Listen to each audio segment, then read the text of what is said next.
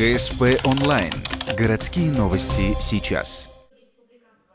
Пятница, 8:45, город-администрация, планерка. Среди отчетов интересная информация управления ГОЧС о нефтеразливе. Не так давно в ручье Малый Вайвож снова появилась нефть. На заседании комиссии говорилось, что нефтяники ликвидировать загрязнение планируют в ближайшие дни. Что говорит ГОЧС? По данным, которые нам в ежедневном формате предоставляет НШУ «Яриганефть», на вчерашний вечер работало 42 человека, 2 техники. Зачищено только на вчерашний день, это без нарастающего, 28 квадратных метров грунта, собран 1 куб нефтесодержащей жидкости. Ситуация находится на полном контроле, мы в ежедневном формате общаемся с руководством НШУ, с ЦИЦ. По предварительной оценке работы идут планово, окончательный доклад будет сделан сегодня по факту выезда. Среди других тем, управление ЖКХ приводит цифры вывоза снега управляющими компаниями. Со дворов вывезли 8900 кубометров.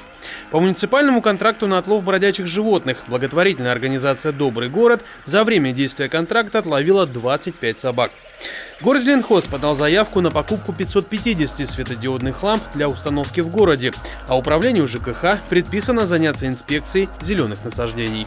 После зимы где-то часть крови, снег сошел, деревья, ветки поломаны. Вот это, чтобы не было аварийной ситуации, нужно по крайней мере, до конца мая все обойти парки, скверы, улицы города. И тоже иметь информацию, где нужно сделать санитарную подрезку и убрать аварийные ветки, довольно-таки толстые в некоторых местах лежат. Также, может быть, и деревья какие-то аварийные. Поэтому до конца мая вам информацию, чтобы полная она была. На планерке заговорили и об эстетической красоте Ухты. Например, Петр Артемьев предложил рассмотреть варианты украшения парка Кио. Реконструкция этого объекта в этом году продолжится. Но помимо этого, с управлением культуры стоит обсудить установку небольших скульптурных композиций, чтобы к юбилею города в августе была возможность принарядиться.